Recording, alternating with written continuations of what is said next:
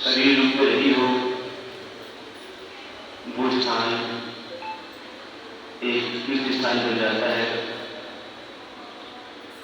क्योंकि वहां जाने पर हमें उसके साथ बिताए हुए समय की अनुभूति होती है और उसकी उपस्थिति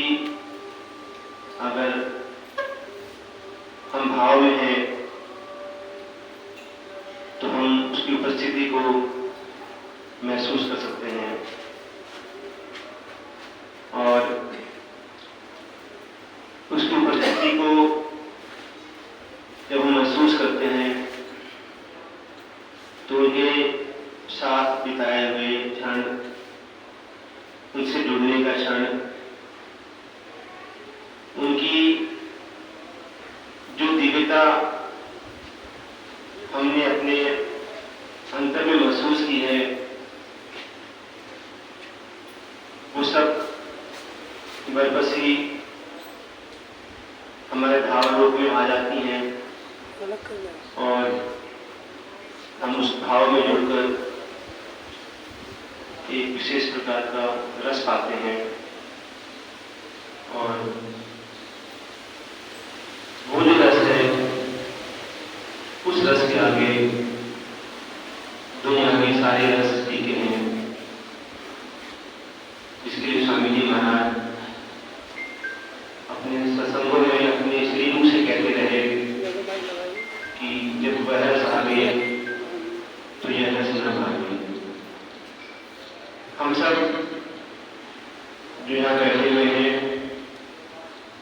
वही रस, वही भाव हमें यहाँ खींच लाया है और ये स्वामी जी की यहाँ उपस्थिति का प्रमाण है। आज प्रथम रविवार के साथ साथ जो तारीख है 4 अगस्त की, ये व्यक्तिगत रूप से हमारे जीवन की स्वर्णता और मेरे जीवन के लिए कुछ विशेष दिन है, क्योंकि 4 अगस्त को हमने अपने छोटे पुत्र को यहीं आश्रम में स्वामी जी के चरणों में जाते हुए देखा और 4 अगस्त को ही स्वामी जी के स्थान के पास उसे भी उसके शरीर को, पार्थिव शरीर को यहाँ प्रकृति में, अग्नि तत्व में विलीन कर दिया। हमारे लिए ये बच्चा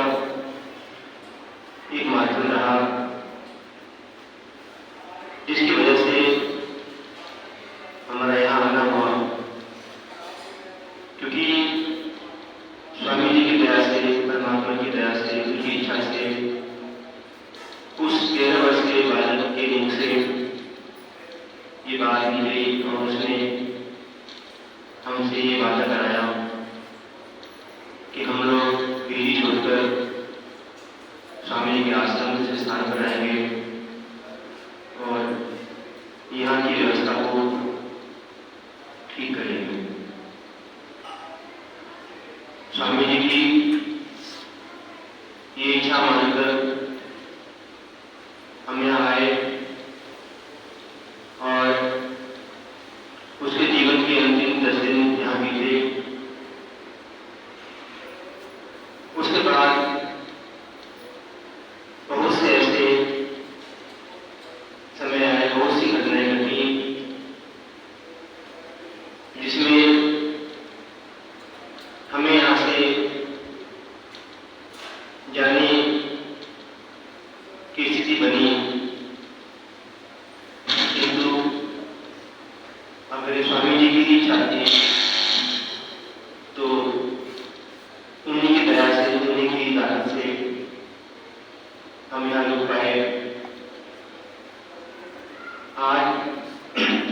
के समय में बहुत सी ताकतें जो कि स्वामी जी के नाम को, स्वामी जी की विष्णु को अपने ही स्वार्थों में खत्म करके संत मत की मूल धारा से अलग हमारे इस मिशन को ले जाना चाहती हैं। वे नकारात्मक ताकतें, वे नकारात्मक शक्तियाँ, आप सबको पता है उनकी दृष्टि यहाँ भी रही, लेकिन ये स्वामी जी की ही देन है, ये उनका ही चमत्कार है जो हम सब यहाँ बैठे हुए हैं। स्वामी जी का चमत्कार मैं इसलिए कहता हूँ कि जब ऐसी स्थिति बन जाती